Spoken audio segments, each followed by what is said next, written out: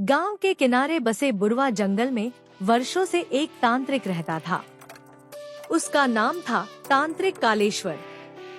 दूर दूर तक लोग उसे शक्तिशाली और चमत्कारी मानते थे। गांव वाले उसे आदर से देखते थे और अपनी हर समस्या के समाधान के लिए उसके पास जाते थे। लेकिन कालेश्वर सच में तांत्रिक नहीं था। वह एक ढोंगी था जो भोले भाले ग्रामीणों की भावनाओं का फायदा उठाकर अपना स्वार्थ सिद्ध करता था। एक बार गांव में एक बड़ी समस्या आई।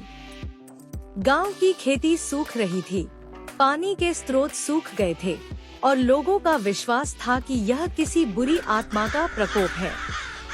गांव वालों ने मिलकर तांत्रिक कालेश्वर से प्रार्थना की कि वह इस समस्या का समाधान करे। कालेश्वर ने सोचा कि यह मौका है जब वह अपनी झूठी शक्तियों का दिखावा करके और धन अर्जित कर सकता है। यह बुरी आत्मा बहुत क्रोधित है, कालेश्वर ने डरावनी आवाज में कहा। इसके प्रकोप को शांत करने के लिए बड़ा यज्ञ करना पड़ेगा। इसमें बहुत सारा धन और सोने चांदी की आवश्यकता होगी। गांव वाले तो पहले से ही डर में थे। उन्होंने अपनी जमा पूंजी, गहने और पशुधन भी कालेश्वर के हवाले कर दिए। कालेश्वर ने जंगल में एक बड़ा यज्ञ किया। ढेर सारे मंत्रोच्चारण और धुएं के बीच वह दिखावा करता रहा कि वह आत्मा को नियंत्रित कर रहा है। गांव वालों को कुछ दिनों तक लगा कि समस्या हल हो गई है, लेकिन सच्चाई यह थी कि बारिश का मौसम लौट आया था और खेतों को फिर से पानी मिलने लगा था। कालेश्वर ने इसका श्रेय अपने यज्ञ को दिया और गांव वालों पर अपनी पकड़ और मजबूत कर ली।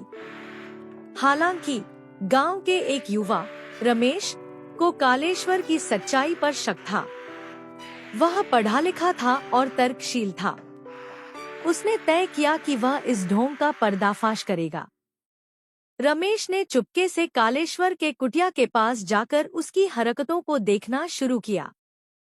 उसने देखा कि कालेश्वर गांव वालों से लिया हुआ धन अपने पास जमा कर रहा था। वह यह भी देखता रहा कि कैसे कालेश्वर रात के समय शराब पीता और नकली मंत्रोच्चारण करता था।